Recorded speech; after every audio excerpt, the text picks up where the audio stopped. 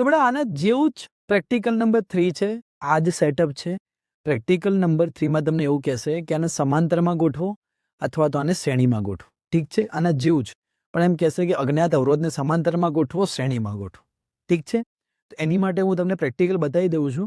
બાકીનું હું તમને ઇન્ટરેક્ટિવ પેનલ પર બતાવીશ. દેખો, ધ્યાન આપો કે પ્રેક્ટિકલ નંબરમાં આપણે કેવું કરશું, તો same to same out setup.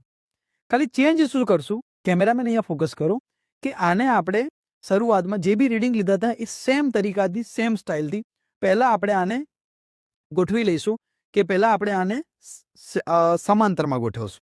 દેખો, સમાંતરમાં કેવી રીતના ગોઠવશો, ધ્યાન અહીંયા રાખજો. બરાબર, તો પહેલા આને હું કાઢી નાખું છું.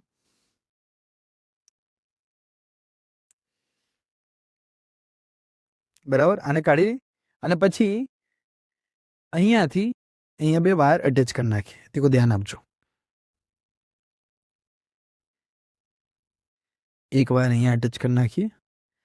બે અજ્ઞાત અવરોધ આપણે લઈશું, જો કે એક જેવા લેવામાં આવે છે, મેં અલગ અલગ લીધા છે ખાલી તમને બતાવવા માટે. બરાબર, જો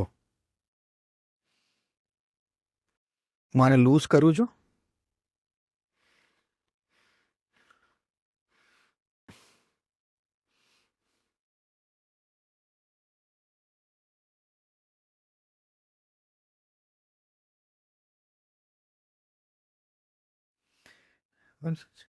એક અજ્ઞાત અવરોધને અહીંયા જોડું.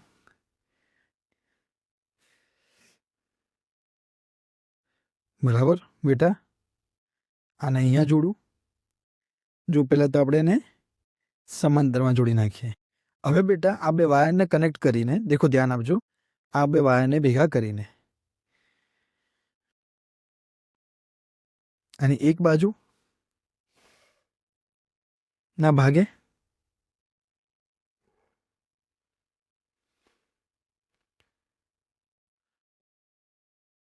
બરાબર, અને આ બે વાયરને ભેગા કરીને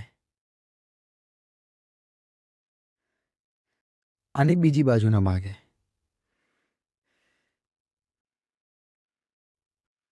વાયર ટૂંકો પડે છે. સ્ટોપ કર. તો બેટા આ સાઈડના જે વાયર છે અહીંયાથી બે કનેક્ટ કરી અને આપણે અહીંયા જોડી દઈશું.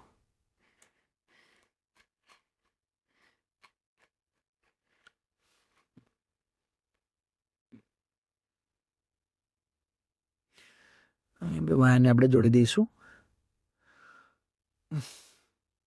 ઓકે, તો આપણે આ સાઈડના વાયરને અહીંયા જોડી નાખ્યા છે.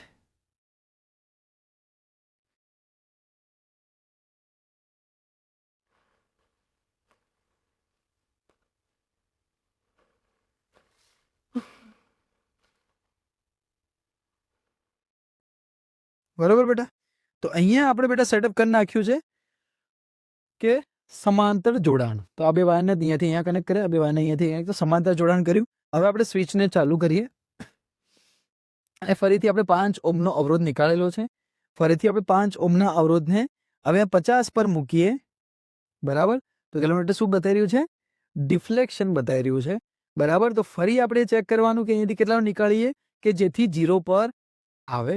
તો ફરી એ ચેક કરવાનું અને ફરી આવી રીતે તમારે પ્રયત્ન કરવાનો કે ભાઈ તમે 7 ઓહ્મનો નીકાળ્યો, 8 ઓહ્મનો નીકાળ્યો, 0 પર લાવવાનો ટ્રાય કરવા. બરાબર, તો આ વખતે હું ખાલી 2 ઓહ્મનો નીકાળું છું અને ટ્રાય કરું છું કે 0 પર આવે કે નહીં. દેખો, 2 ઓહ્મનો નીકાળ્યો તો લગભગ 0ની નજદીક આવી ગયું છે. બરાબર, કહેવાય ને સ્ટેટ સીધી રીતે દેખાડો. બરાબર, હા, તો લગભગ એ 0ની કેવું આવી ગયું છે, એકદમ નજદીક આવી ગયું છે 0ની. ઓકે, તો એકદમ 0 નજદીક આવી ગયું છે. તો એને 3નો નીકાળીએ અને ચેક કરીએ. આપણે 3નો નીકાળીને આપણે ચેક કરીએ તો લગભગ એ 0ની કેવું આવી ગયું છે, નજદીક આવી ગયું છે. 1 મિનિટ કેમેરામેન, 50ની ઉપર આપણે કરતા તો એને આપણે 2 ઓહ્મનો જ રાખીએ. તો 2 ઓહ્મનો અવરોધ મૂકતા એ લગભગ આપણને 0ની નજદીક મળી ગયું હતું. બરાબર, હા, તો આપણને લગભગ 0ની નજદીક મળી ગયું છે જ્યારે આપણે 2 ઓહ્મનો નીકાળ્યો છે. તો મારી તરફ ફોકસ કરો. તો ફરી આપણે બેની નજીકના અવરોધો લઈ ફરીથી આપણે એ રીતનું S/R x બરાબર 100 માઇનસ એલ કરી અને ફરીથી આપણે એસ ને આ રીતે શોધશું. હવે આવાનો પ્રેક્ટિકલ છે. તમને જો એમ કહી દે કે સમાંતરમાં, તો આ રીતે તમને એમ કહી દે શ્રેણીમાં જોડીને બતાવો, તો ચલો આપણે શ્રેણીમાં જોડીને બતાવીએ છીએ. તો આપણે બેટા શ્રેણીમાં જોડીને બતાવીએ. તો શ્રેણીમાં કેવી રીતના જોડશો એ પણ હું તમને બતાવી દઉં છું. બરાબર, તો શ્રેણી જોડાણ બી તમને બતાવી દઉં છું અહીંયાથી.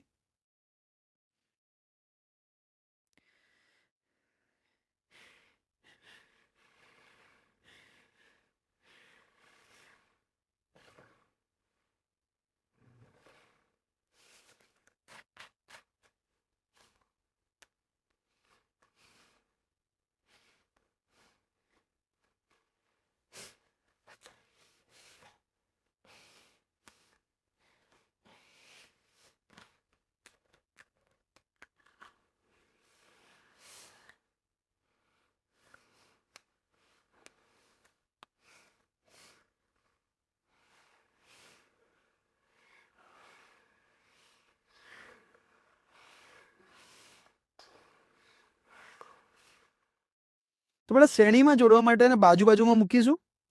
બરાબર, જો આ વાયર આપણે અહીંયા કનેક્ટ કરી નાખશું. બરાબર, આ વાયરને આપણે અહીંયા કનેક્ટ કરી નાખશું. બરાબર, ઓકે.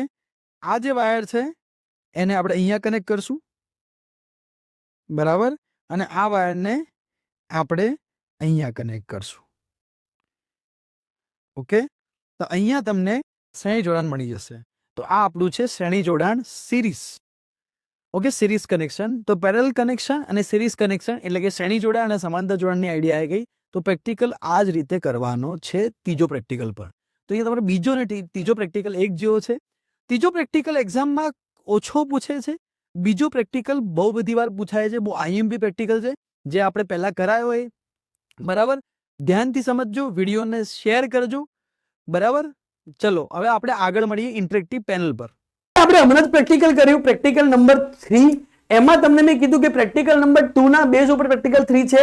પ્રેક્ટિકલ 2 નો વિડીયો ડિસ્ક્રિપ્શનમાં આપેલો છે. પ્રેક્ટિકલનું આખું પ્લેલિસ્ટ બનાવેલું છે, ત્યાં જઈને બધા જ પ્રેક્ટિકલ જોઈને જાઓ. બધા મોસ્ટ આઈએમપી પ્રેક્ટિકલ મેં ત્યાં મૂકી દીધા છે. હવે આપણે સમજી બેટા કે જ્યારે મેં તમને શીખવાડ્યું હતું ત્યાં કે શ્રેણીને સમાંતરમાં જ્યારે આપણે અવરોધને જોડીએ તો ત્યારે અહીંયા આકૃતિમાં થોડું ચેન્જીસ આવશે. એ શ્રેણીમાં જોડીએ તો શ્રેણીમાં બતાવવાનું, સમાંતરમાં જોડીએ તો સમાંતરમાં બતાવવાનું. જેમ કે ધારો કે અહીંયા શ્રેણીમાં હોય બેટા તો ત્યારે આ રીતે બનાવવાનો અનનોન રેઝિસ્ટન્સ, અને જો સમાંતરમાં હોય તો સમાંતરમાં ત્યારે રેઝિસ્ટન્સ આ રીતે બનાવવાના. સમાંતરને ઇંગ્લિશ મીડિયમમાં કહેવાય, એ ગુજરાતીમાં બી આપણે યુઝ કરે શન્ટિંગ કરવું. શન્ટિંગ કરવું એટલે સમાંતરમાં જોડવું. હવે વસ્તુ સમજ કે R1 અને R2 ને જ્યારે આપણે શ્રેણીમાં જોડ્યા હતા બેટા, એ વખતેનો અવરોધ સમાંતરમાં જોડ્યા હતા એ વખતેનો અવરોધ. ઘણા વિદ્યાર્થી મિત્રોને પ્રશ્ન હશે, સર શ્રેણી સમાંતર બંનેમાં કરવાનું? તો ઘણીવાર એવું હોય છે કે બોર્ડમાં ખાલી એકલું શ્રેણીમાં પૂછી લે અથવા તો ખાલી એકલું સમાંતરમાં પૂછી લે. લગભગ બંને ભેગું પૂછતા નથી 99%.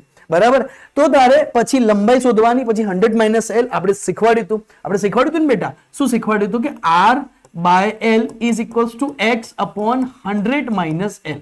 જે આ શું હતો બેટા? આ હતો આપણો અજ્ઞાત અવરોધ. તો મેં તને રીડિંગ લેતા શીખવાડી દીધા છે, તો રીડિંગ લઈ લેવાના, x શોધી લેવાનો મેન. બસ અહીંયા પ્રેક્ટિકલ પૂરું થઈ ગયું, x શોધી લીધું એટલે.